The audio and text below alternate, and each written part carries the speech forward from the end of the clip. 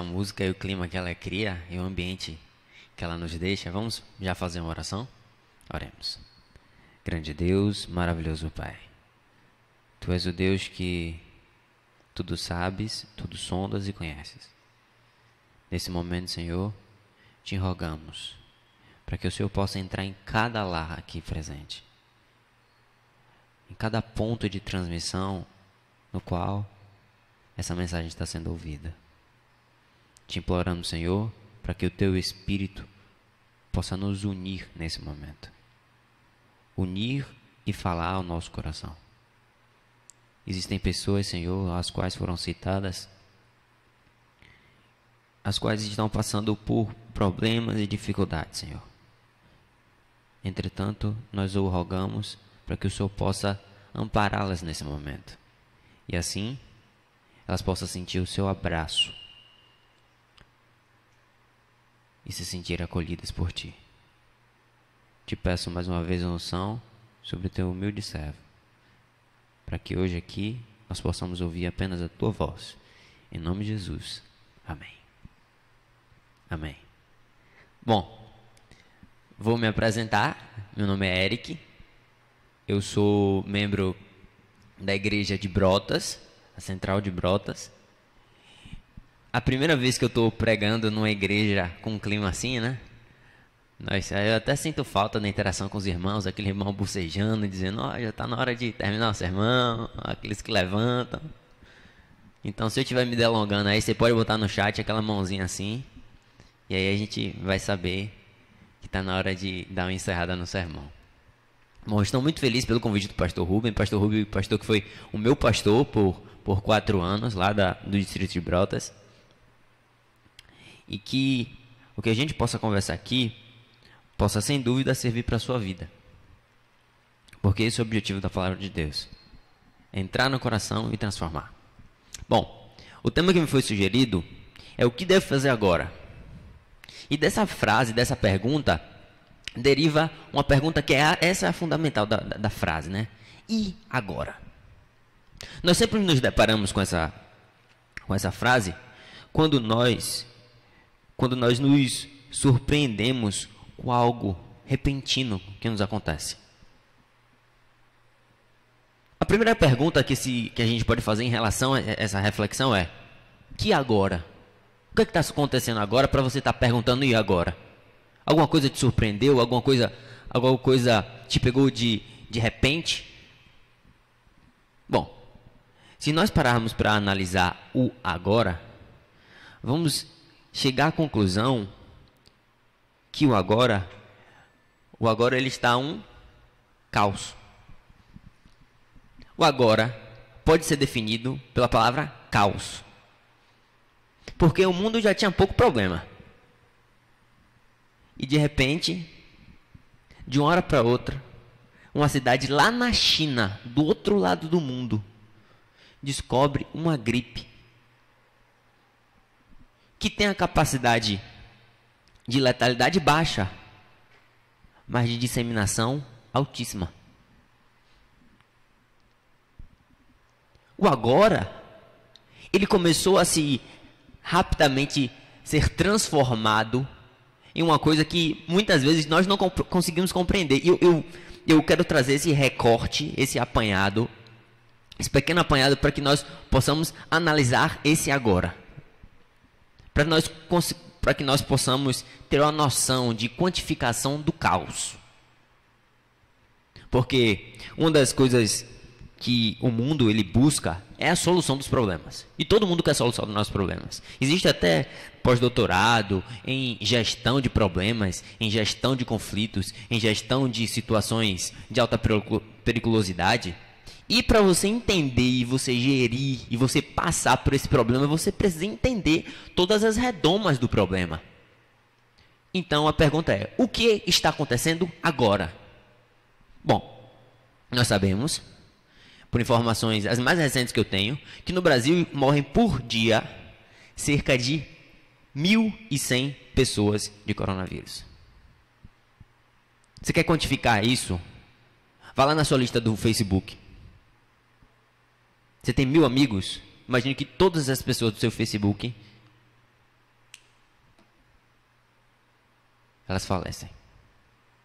No mundo, já foram 8.569.962 contaminados, com margem de erro de 181 mil para mais ou para menos. 181 mil pessoas é você pegar a quantidade de membros que existe na associação e multiplicar por 3,5. São 3 igrejas da Associação Bahia e meia. Mortos já chegam a 457.388 mortes. Esse é o agora. E essa situação, ela não veio andando só, não, de forma alguma. Ela veio acompanhada. Ela veio acompanhada de tantas outras, sabe o quê? Primeira, número de desempregados pode ultrapassar 20 milhões após a pandemia. Essa notícia é do dia 20, ou é do dia 12/5. Juntamente com isso, o número de desempregados, a economia começou a cair. Sabe quantos mil pontos a Bolsa de Valores perdeu? 53 mil pontos a Bolsa de Valores. Sabe quando isso antes na história aconteceu? Nunca. Nunca na história da economia brasileira nós caímos tanto.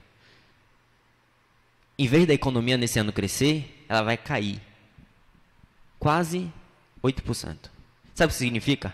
Se você pegar os últimos 12 anos do Brasil funcionando, você corta e finge que nada aconteceu. É 12 anos jogado no lixo. Mas não, o mundo tinha pouco problema, né? Esse é o único problema que acontece no mundo? Não, os outros problemas do mundo não param. Olha a notícia que saiu na Veja Saúde no dia 3 de junho desse mês, de 2020. Novo surto de ebola. O que você deve saber sobre esse vírus? O ebola teve um novo surto agora na África. Já está em situação endêmica. Não está em pandêmica, mas está em endêmica. A questão do ebola é que as pessoas que são contaminadas pelo ebola, elas não conseguem, por exemplo, pegar um avião e ir para outro lugar do mundo e passar um tempo lá. Não conseguem, porque elas morrem antes de pegar o avião. É por isso que o ebola não correu o mundo todo. Mas os outros problemas do mundo param, não? Não. Terroristas não cessam diante da pandemia. 119 mortos em 2 ataques.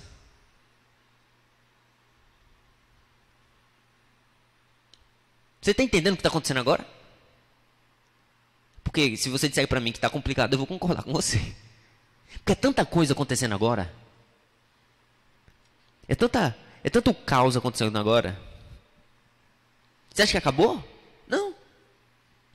O NOAA, que é o quê? Que é a Administração Nacional Oceânica e Atmosférica. Ela falou e ela emitiu um alerta de que a temporada de furacão, nesse ano de 2020, vai ser muito forte. Muito forte. Está todo mundo com medo. E a temporada de furacão começa, sabe quando? Começou agora, dia 1 desse mês. Ou seja, ainda vão começar. E vai até novembro. Você acha que acabou por aí, os problemas do mundo? Não. O vulcão Krakatoa, lá na Indonésia, entrou em erupção de novo. Você está olhando essa explosãozinha aí? De longe parece pequeno, né? Mas foram 500 metros de altura. Essa é a erupção.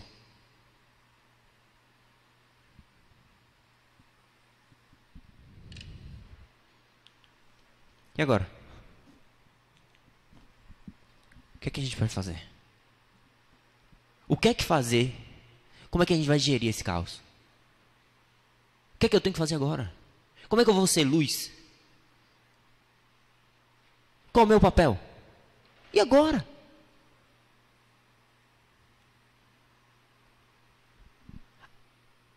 Você acha que não tem nada que impacte o mundo espiritual também? O Papa Francisco emitiu em 2015 um edito chamado Laudato Si. Esse edito ele é muito interessante. Porque ele fala sobre a necessidade do mundo se unir em torno da preservação do planeta Terra. E o último ponto-chave que ele destaca está lá na cláusula, não sei se eu posso chamar de cláusula, mas no parágrafo 237 ele fala assim, olha, a participação na Eucaristia é especialmente importante ao domingo. Comecem a se atentar. Esse dia é a semelhança do quê? Do sábado cristão? Está escrito aí, sábado cristão? Não. O Papa fala assim, ó, a semelhança do sábado judaico é-nos oferecido como um dia de quê?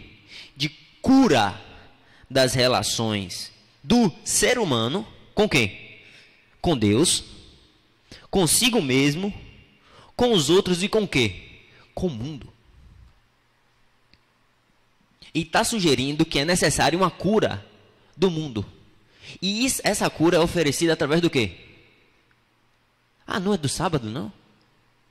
Ele continua dizendo, olha, o repouso é uma ampliação do olhar que permite voltar a reconhecer os quê? Os direitos dos outros. Gravem essas palavras que estão em negrito. Cura das relações, direitos dos outros. Perdão, eu pulei. O domingo é um dia da ressurreição. É o dia da ressurreição, o primeiro dia. Da nova criação. Grave essa frase. Nova criação. O repouso é uma ampliação do olhar que permite voltar e reconhecer os direitos dos outros. Assim, o dia de descanso, que dia de descanso? Ele já, por baixo, ele já impõe que o dia de descanso é o domingo. Ele começou dizendo que o domingo era o dia da ressurreição. E depois ele ressignificou, dizendo que não é mais o sábado judaico o dia de descanso. Tanto é que a palavra sábado significa descanso. Mas não, agora é o domingo, que é o dia de descanso, é o domingo para eles, cujo centro é a Eucaristia, difunde a sua luz sobre a semana inteira, encorajando-nos a assumir o cuidado na natureza e dos pobres. Isso foi 2015. 2015 o Papa edita isso. Olha o que aconteceu essa semana. Dá play, por favor.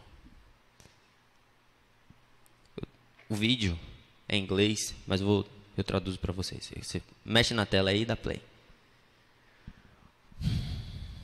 É um vídeo que foi lançado pelo Fórum Econômico Mundial.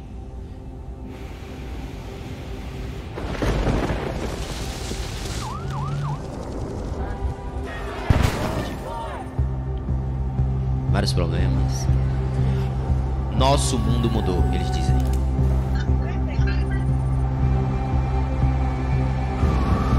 Nossos problemas ficaram maiores. Nossos desafios ficaram maiores. Nossas fragilidades ficaram expostas.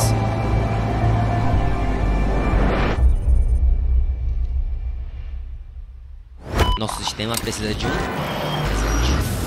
reinício, recomeço.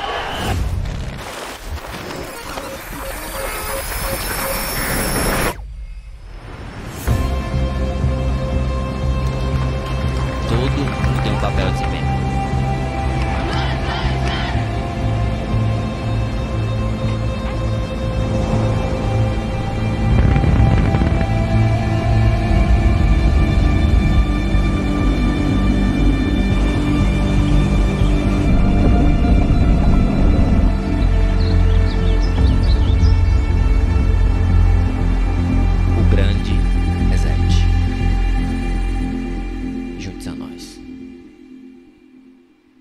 Fórum Econômico Mundial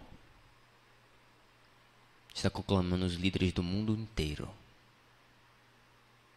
para criar um reset econômico no mundo e repensar a forma de fazer economia. Porque nós precisamos cuidar do mundo. O que é que o Papa acabou de falar para a gente?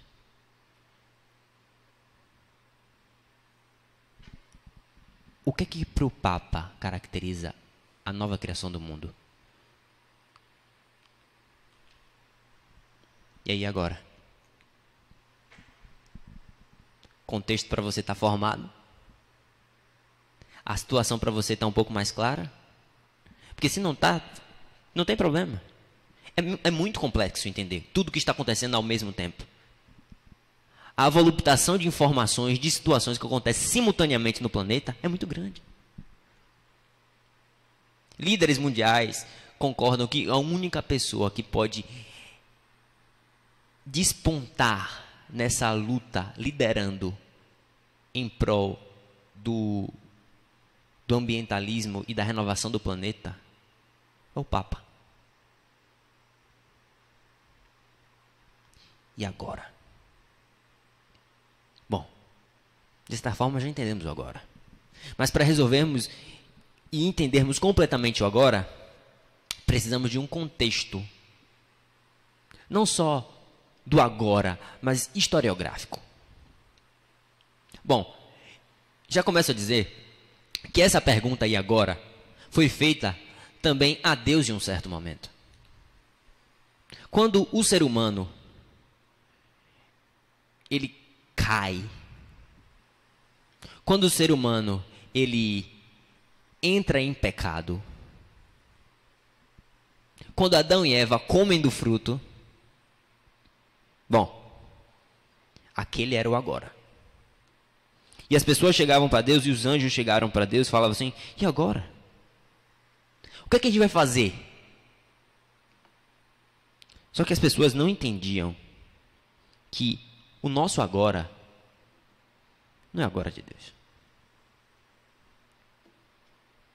O Senhor Deus, a irmã White fala que os desígnios do Senhor não conhecem nem adiantamento e nem tardança. E de agora, e de pronto, e naquele momento Deus falou o seguinte: não tem problema. Pegou o animal, pegou o cordeiro, matou, cobriu Adão e Eva com as vestes do cordeiro. E lhe mostrou qual é o plano de Deus para agora. Porque para o agora, Deus ele tem um plano. E ele conta esse plano através do desdobramento de um povo. Porque o tempo todo nós costumamos a perguntar a Deus: Deus, e agora? Eu estou com câncer, e agora? O mundo parece que vai acabar, e agora? Estou desempregado, e agora? E Deus, através da história do seu povo, ele mostrando o que é que ele faz agora. E de agora ele fez assim, ó: eu vou escolher um povo, eu vou escolher alguém que vai fazer um povo, e esse povo vai abençoar toda a terra. E esse alguém é você, Abraão. Você vai sair da sua terra e eu vou fazer de você uma bênção, em que todas as famílias da terra se abençoarão. De agora esse é meu plano. E esse plano foi desdobrando. E Deus falou assim: olha, você vai sair dessa terra de Canaã que eu te mostrei. Seu povo, seus descendentes vão sair e vocês vão para o Egito. Depois de 450 anos, vocês vão voltar. E quando vocês voltarem, vocês vão trazer juízo a esse povo. Deus mostrando o que aconteceu no futuro. E no futuro aconteceu o quê? O povo ele foi levado por José para o Egito. Entrou como convidado e depois se tornou escravo. Aí o povo escravo não entendia o que aconteceu e chegava para Deus: Deus, e agora? E Deus ele vai. E Deus liberta o povo. Deus vai e faz o que era inimaginável. Você se encontra na frente do mar. Um exército atrás de você. Para a direita, mar. Para a esquerda, mar. Para a frente, mar. Você vai fazer o quê? A irmã Ed fala o seguinte: que Deus ele tem 1000 chaves. 1000 chaves para os problemas os quais o ser humano não tem noção de que enfrenta. Deus tinha 1000 soluções diferentes, além do mar abrir. E a solução mais inimaginável, Deus ele fez. Ele não abriu uma poça, meu amigo. Ele abriu um mar e o povo passou.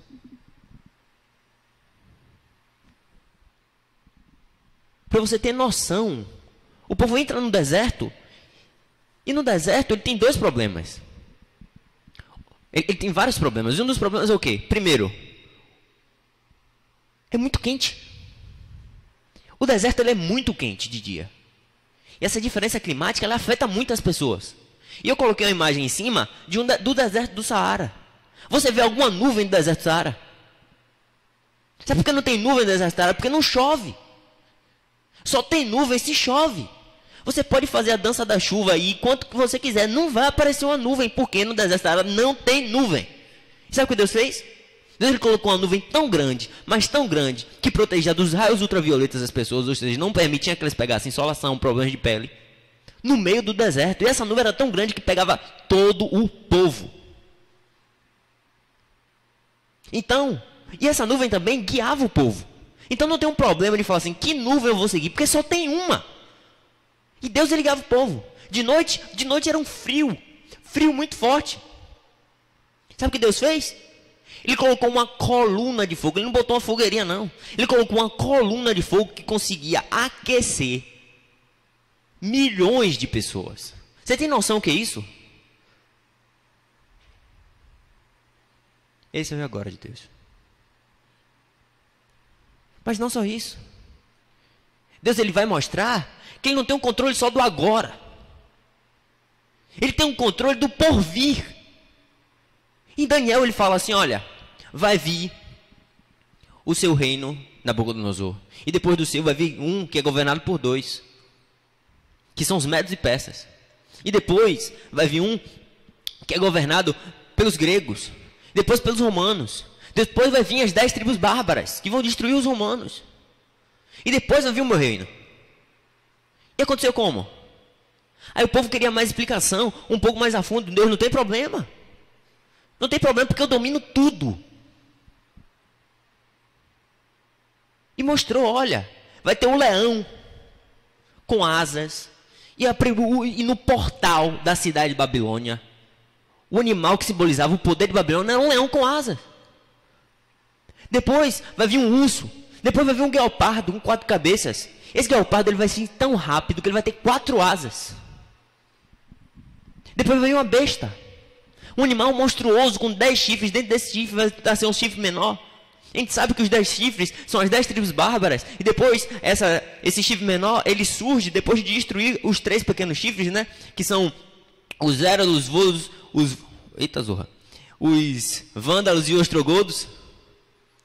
Eles são destruídos e depois por um tempo que Deus diz que ia acontecer. 1 tempo, 2 tempos e metade de um tempo. 3 tempos e meio, 1260 anos, exatamente. Começando em 1538, perdão. Depois em 1798, o general Berthier, ele prende alguém que inimaginavelmente poderia ser preso. O Papa é preso. Você acha que essa confirmação não está na história? Eu trouxe um texto que, para mim, é uma das confirmações históricas mais fortes da intervenção de Deus na história. Ele não está na Bíblia. Não está na Bíblia. Em Daniel 8, tem a visão do carneiro e do bode, que vem tão rápido que nem toca o chão. Ele atinge o carneiro e acaba com o carneiro. E por interpretação nós sabemos que esse bode é Alexandre o Grande, que o chifre é Alexandre o Grande e o bode é o Império Grego. E ele atinge o Império Persa de uma forma tão grande e tão violenta que eles não tinham como escapar. Olha o que Flávio Joséfo, no livro Antiguidades Judaicas, ele fala sobre esse episódio. Ele começa descrevendo o seguinte. Deixa eu contextualizar para vocês esse episódio. Vou até voltar para vocês não tomar spoiler e ler. Ele começa dizendo o seguinte. O contexto histórico é o seguinte. O povo estava com medo porque eles tinham acabado de sair do cativeiro persa. Era o babilônico, foi para o persa. O persa libertou os judeus. E aí, quando eles foram libertos, O povo estava com medo porque tinha se levantado um rei grego, que ele estava dominando tudo. E, profeticamente, eles não iam ter outro cativeiro. O último cativeiro seria aquele. E ele fala, e aí, agora, e agora? E todo o povo com medo, e o povo tinha acabado de reconstruir a cidade, e aí Alexandre o Grande está vindo para a gente, ele está com muita raiva, ele quer destruir a gente, e agora? É Deus de agora, ele falou assim, olha, ele deu um sonho ao sumo sacerdote. Ele mostrou ao sumo sacerdote o seguinte, ó, quando Alexandre vier à cidade, não faça guerra. Não faça. Coloque toda a cidade, todo o povo preparado para uma festa. Coloque as vestes sacerdotais, as mais bonitas, vista elas e vá ao encontro de Alexandre. O sacerdote não contestou, fez exatamente o que Deus mandou. E aí, quando o Alexandre Grande encontra o sumo sacerdote, ele olha o sumo sacerdote e se ajoelha. E nesse momento o Perônio, vamos lá para o texto, o Perônio, que desfrutava de grande prestígio, perguntou como ele, que era adorado em todo o mundo, adorava o sumo sacerdote dos judeus. Respondeu Alexandre, não a ele, ao sumo sacerdote, que eu adoro, mas ao Deus a quem ele é ministro. Pois quando eu estava ainda na Macedônia, imaginava quando poderia conquistar a Ásia, ele me apareceu em sonhos, com essas mesmas vestes, e exortou-me a nada temer. Disse-me que passasse corajosamente o estreito de Helisporto e garantiu que Deus estaria à frente do meu exército e me faria conquistar o império dos persas. Eis porque jamais tenho visto antes alguém revestido de trajes semelhantes a estes como ele me apareceu ao sonho, que são os mesmos trajes do sumo sacerdote. Não posso duvidar de que tenha sido por ordem de Deus que empreendi essa guerra. Assim vencerei Dário, destruirei o império dos persas e todas as coisas suceder-me-ão conforme os meus desejos. Alexandre o Grande reconhecendo Deus. Depois daí, Alexandre passa por Jerusalém, vai encontrar os persas com 15.000 soldados. Ele tinha 15.000 soldados e os persas eram 100.000. Ele, com os 15.000 soldados, quebrou as falanges dos persas e matou Dário, conquistando exatamente como Deus disse, porque humanamente era impossível 100.000 perder para 15. Esse é o agora de Deus.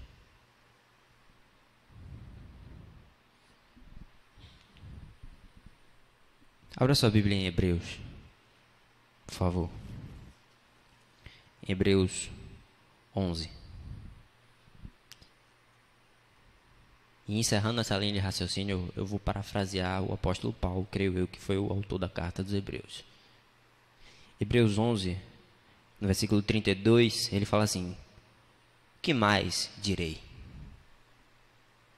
Que outro exemplo eu tenho que dar para vocês entenderem o que é o agora de Deus? O que mais direi? Certamente me faltará o tempo necessário para referir o que há a respeito de Gideão, de Baraque, de Sansão, de Jefté, de Davi, de Samuel, dos profetas, os quais, por meio da fé, subjugaram reinos, praticaram a justiça, obtiveram as promessas, fecharam a boca dos leões, extinguiram a violência do fogo, escaparam do fio da espada, da fraqueza tiraram força, fizeram-se poderosos na guerra, puseram em fuga exércitos de estrangeiros. Mulheres receberam pela ressurreição seus mortos, alguns foram torturados, não aceitando seu resgate para obter superior ressurreição. Outros, por sua vez, passaram pela prova e escárnios, e açoites, sim, até algemas e prisões. Foram apedrejados, provados, cerrados pelo meio, mortos a fio de espada, andaram peregrinos, vestidos de peles de ovelhas e de cabras, necessitados, afligidos, maltratados. Homens dos quais o mundo não era digno. Errantes pelos desertos, pelos montes, pelas covas, pelos anteiros da terra.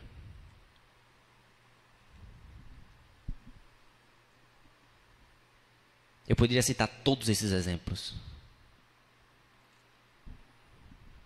de pessoas que pela fé entenderam que o agora de Deus não é de agora, é desde antes da fundação do mundo. Que o plano de Deus para o seu agora não é de agora.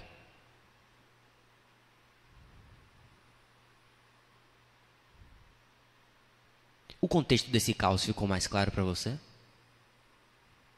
Como é que você tem visualizado o caos e agora o que está acontecendo conosco?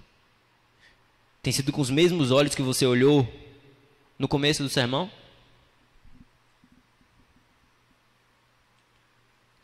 Bom, acho que meu negócio, ele parou de funcionar. Bom, continuamos a nossa leitura lá em Hebreus, no capítulo 12, versículo 1 e 2. Ele fala o seguinte: portanto, também nós, agora é o seu papel. Você entendeu tudo o que está acontecendo? Você entendeu tudo o que aconteceu? Você tem embasamento histórico do que está acontecendo agora? E você tem uma visão sobre agora. Mas a pergunta é: qual o seu papel agora? O que é que você tem que fazer? Ele começa dizendo: portanto, nós, visto que temos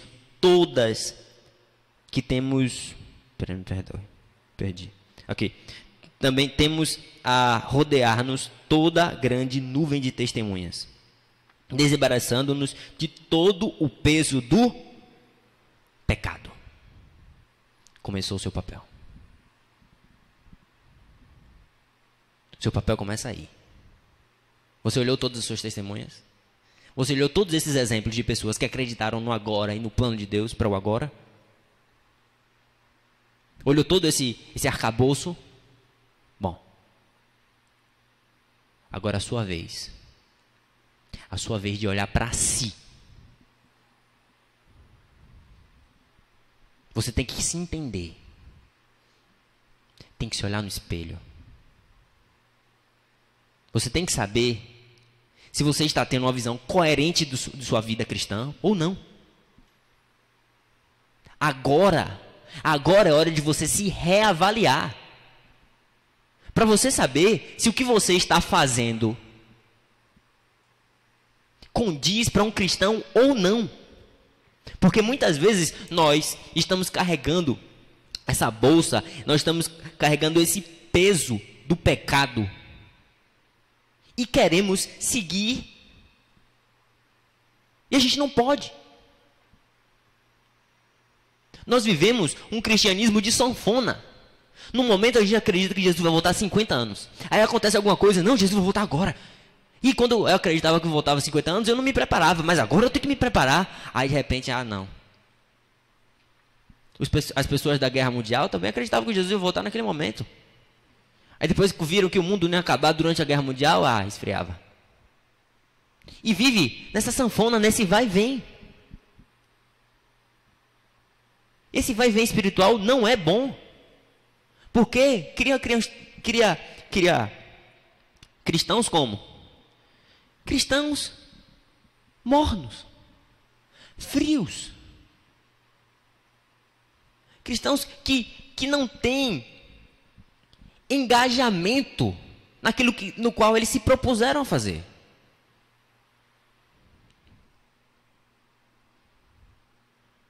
Vive de agora e não se prepara. Porque quando Jesus estava voltando daqui a 50 anos, quando eu acreditava que Jesus ia voltar daqui a 50 anos, eu estava relaxado. Mas de repente, eu quero me preparar agora. Mas agora já está acontecendo. Agora o ônibus já está passando. E nisso, os cristãos, eles são igual a Laodiceia. Eles acham que sabem. E pela arrogância, não, eu entendo a Bíblia, eu estudo a Bíblia. Mas não vive. São miseráveis, pobres, cegos e nus. A primeira coisa que Deus fez com Adão e Eva foi vestir eles.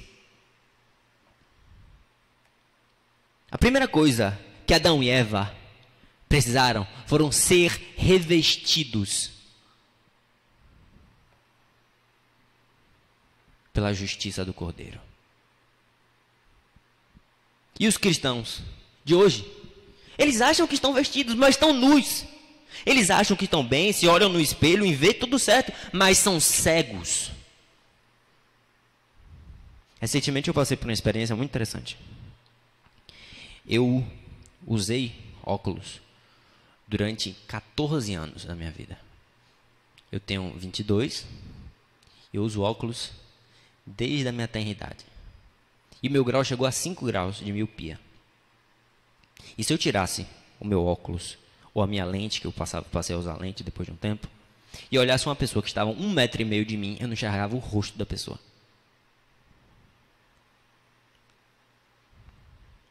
Graças a Deus, eu fui abençoado com a possibilidade de fazer uma cirurgia de miopia.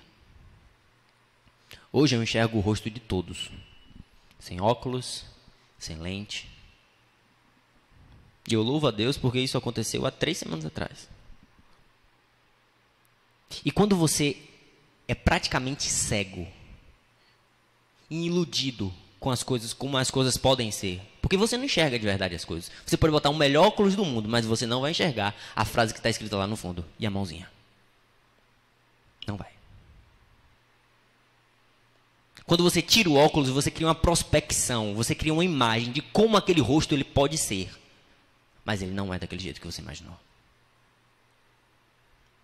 E quando você consegue enxergar perfeitamente, quando você passa a ver, as coisas voltam ao eixo. Você passa a olhar as coisas simplesmente por olhar. Porque simplesmente antes você não via o que tinha antes. E o cristão de hoje muitas vezes é assim. Ele imagina e cria uma imagem de si. Quando ele se olha no espelho, ele cria uma imagem de si. Não, eu sou santo. Não, eu estou certo. Mas na primeira oportunidade, no primeiro momento de testemunhar para os meus amigos da faculdade, para o meu colega do trabalho, eu finjo que nem conheço a Deus. Eu dou um péssimo testemunho. Tem uma música que eu gosto muito dos Arrais que fala assim, ó, não fale que você o conhece. Se na primeira esquina que você vira, você esquece dele. Diga que você nem conhece. Finja. Não fale que você encontra Deus naquele único dia da semana, que você não é adventista do 7º dia, ou seja, todos os dias, mas do 7º dia. Mas você é adventista no 7º dia. Finge que você nem conhece ele. Porque o próprio Cristo fala, olha, antes que você fosse frio, antes que você estivesse fora, do que você desse mau testemunho meu.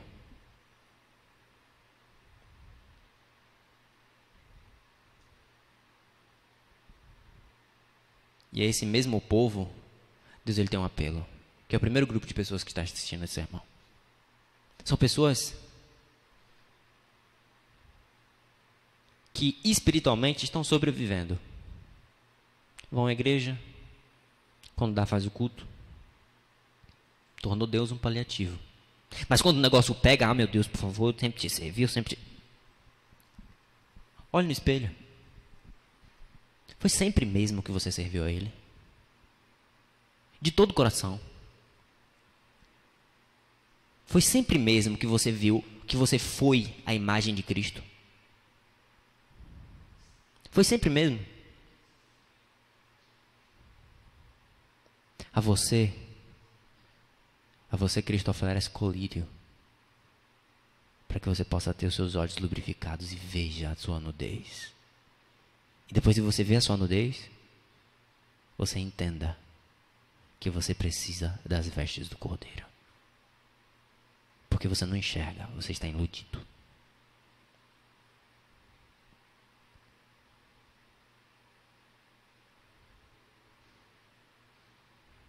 Existe outro grupo de pessoas que ainda não chegaram a esse ponto. E o seu papel como cristão é ser luz a essa pessoa. Porque se ele é realmente seu irmão,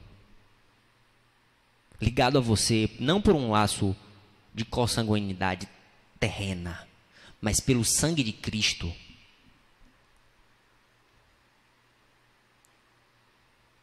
quando ele se afasta, dói também em você.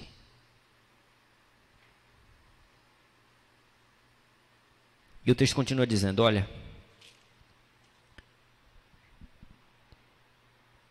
desembaraçando-nos de todo o peso do pecado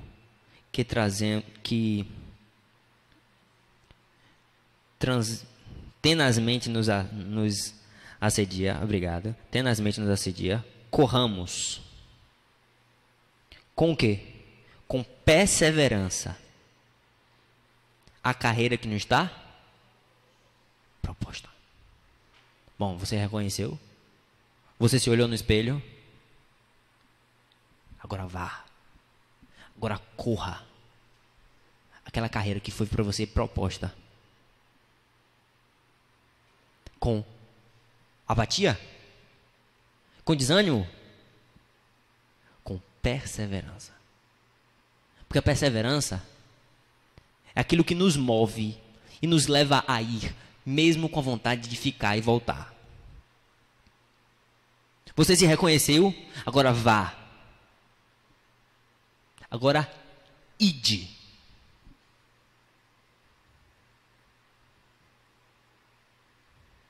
Porque tem sido muito simples e tem sido muito fácil pedir a unção do Espírito Santo. Para ficar cheio. Dentro da minha casa, sentado, assistindo série na Netflix. E filme. E o Espírito Santo nunca vai te encher, meu irmão. O Espírito Santo só vai te encher para você ir e fazer aquilo que te foi proposto lá no começo. Pregue o Evangelho. Seja a luz. Essa carreira te foi proposta lá no começo. Mas você vai para onde? Qual é o seu rumo? E o texto ele finaliza para mim da melhor forma. Olhando firmemente para quem? Para o autor e consumador da nossa fé. Espaço para mim, por favor, que eu acho que eu... Aqui, achei. A vida cristã, eu costumo comparar aquele momento em que os apóstolos veem Jesus no meio do mar. Quando eles veem o caminho no meio do mar, eles sabem onde eles estão, que é dentro do barco, eles entendem a sua realidade, eles sabem para onde eles têm que ir, e por saber para onde eles têm que ir, eles entendem qual é o caminho. E eles seguem. Não todos. Só um. Que é o que acontece. Muitas vezes a gente sabe qual é o caminho que a gente tem que seguir. A gente sabe o que, é que a gente tem que fazer. A gente sabe onde tem que se corrigir. Mas não faz. E esse um que ele segue, ele olha para o autor e consumador da fé dele. Mas no meio do caminho, ele passa a olhar as ondas. E para de focar no autor e foca nas ondas. E foca no coronavírus, e foca na pandemia, na epidemia, no furacão, no terremoto. Ele começa a focar nisso, ao invés de focar no autor e consumador da fé dele. E por conta disso, ele faz o quê? Ele afunda.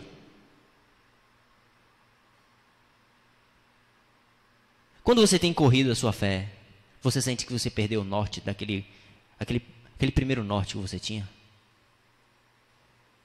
Você tem olhado mais para as coisas que estão acontecendo e essas coisas têm abalado sua fé? Ou você entende que você está no caminho para encontrar o autor e consumador da sua fé, mas nesse caminho vão ter ondas que podem te derrubar? Porque Cristo não prometeu um mar sem ondas. Ele prometeu que, a despeito das ondas, ele vai estar lá.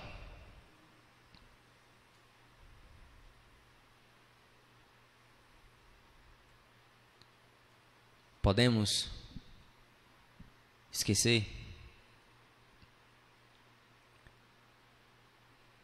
de onde estamos. Podemos esquecer também, de certa forma, de onde viemos. Mas só nós podemos nos dar o luxo de esquecer essas coisas se soubermos para onde estamos indo. Porque quando você focar e entender que o todo consumador da sua fé se aproxima cada vez mais, você está cada vez mais próximo dele, as ondas pouco irão se portar. O caminho que você percorreu pouco irá importar. Porque para onde você vai é o que importa.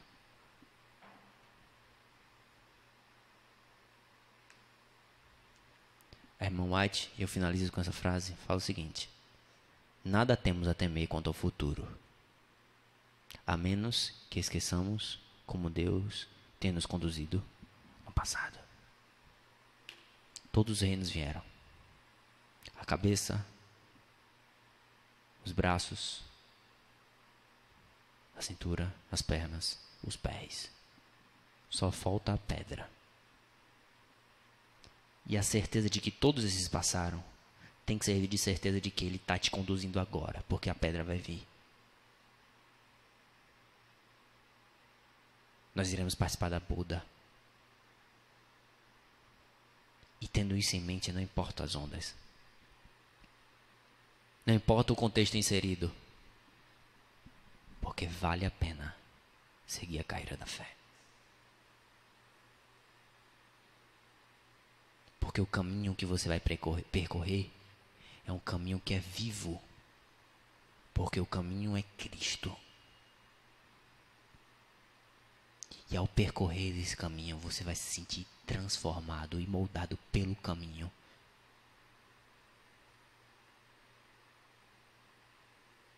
Cristo está voltando. A você que ainda não entrou nesse caminho, Cristo apela ao seu coração. Não perca tempo. Você não sabe o que você está perdendo. Você está perdendo a capacidade de mudança completa de perspectiva. Para uma perspectiva não de 80, 100 anos, não. Mas para uma perspectiva de dias incontáveis, nos quais nem após a eternidade poderemos conseguir contar. É isso que Deus te promete. Coisas que você não consegue nem imaginar. Você nunca nem ouviu. E nem viu. São essas coisas que Deus tem preparado para você. Para você que está parado no caminho.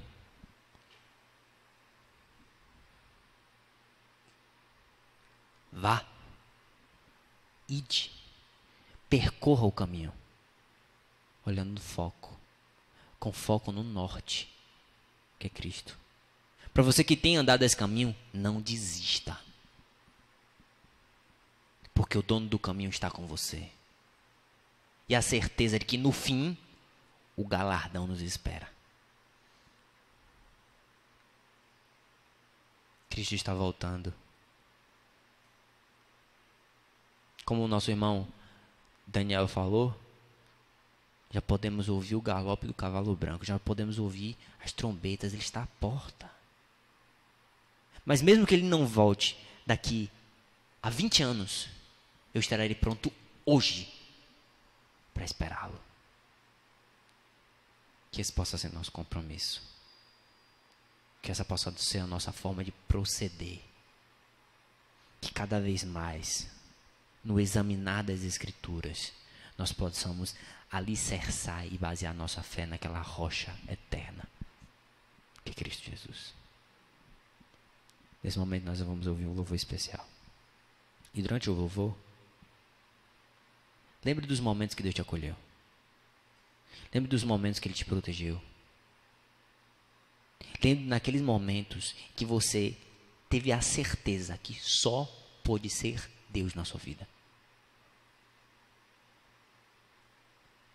E através dessas lembranças, se fortaleça para continuar indo. Se fortaleça para mudar de vida. E através desses testemunhos, se fortaleça para entrar no caminho. Que Deus nos abençoe.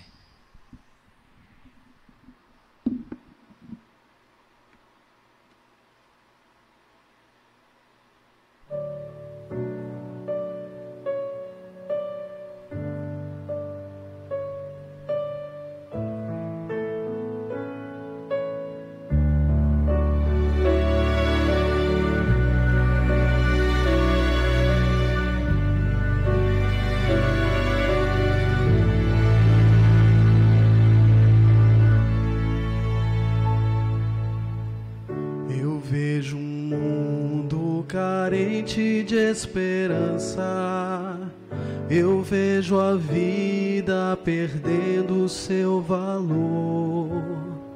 Um mundo em que a maldade e o terror promovem guerras e mortes. Não é possível viver sem esperança, sem a certeza do amanhã. Mas sei que à frente dessa guerra existe um rei, e ele já venceu na cruz. Eu sei que em breve verei meu Salvador vindo nas nuvens me encontrar.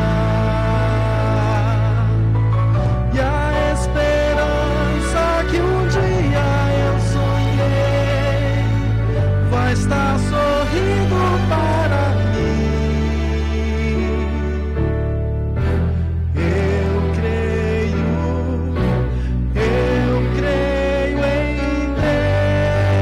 Deus, meu Senhor e Rei.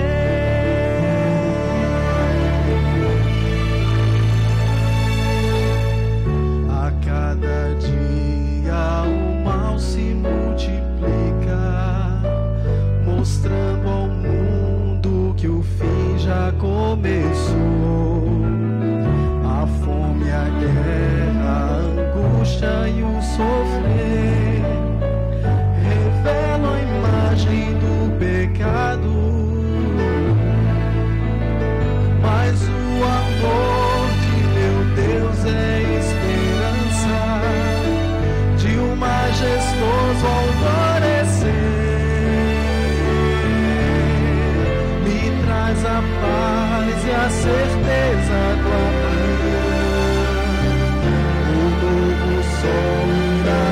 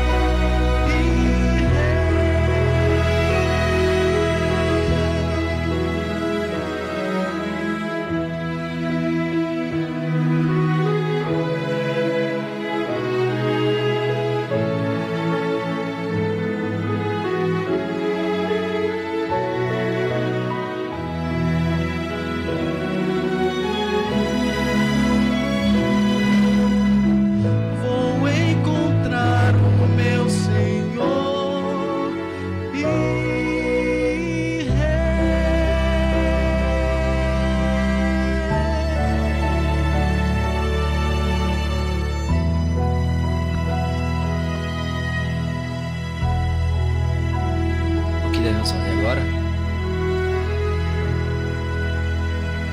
Olhe para si. Clame ao Espírito Santo que mostre. A vida de um cristão não pode se viver de agora. A vida do cristão é planejada. Desde o amanhã que eu vou acordar, a primeira coisa que eu queria fazer, até durante o dia, quais as pessoas eu vou falar. O cristão, ele não espera que uma luz desça sobre ele e fala, aquela pessoa que você tem. Não. Porque da mesma forma que lá no Éden, Deus ele planejou um plano para um problema de agora.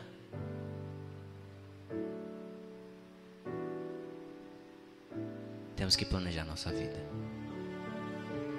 Planeje a sua vida com a seguinte perspectiva: os planos de Deus estão no fim para esse mundo. Falta pouco. Vai acontecer. Ele vai voltar. O grande conflito entre Deus e o mal vai terminar. Nem pecado ou pecador irá existir. O universo inteiro vai ser purificado dessa chaga e livrado desse caos. Todo e qualquer palpitação, desde do mais minúsculo átomo até o maior de todos os mundos, vai vibrar com o que Deus fez. Coisas animadas e completamente inanimadas, como plantas, pedras,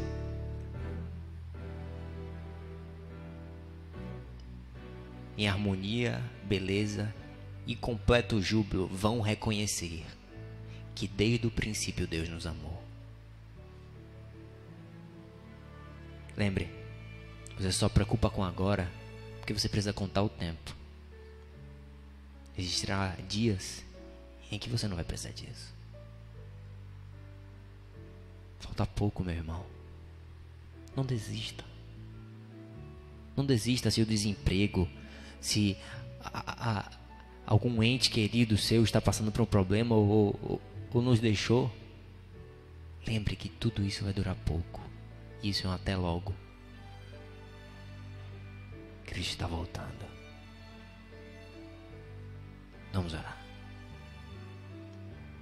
Supremo Deus, maravilhoso, conselheiro, Deus forte, Pai da eternidade e príncipe da paz.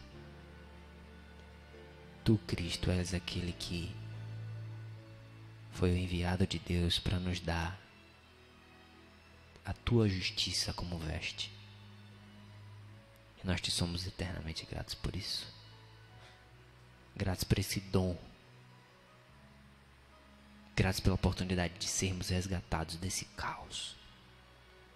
Senhor Deus, gratos somos porque onde abundou o pecado, os problemas e o caos, a tua graça foi superabundada.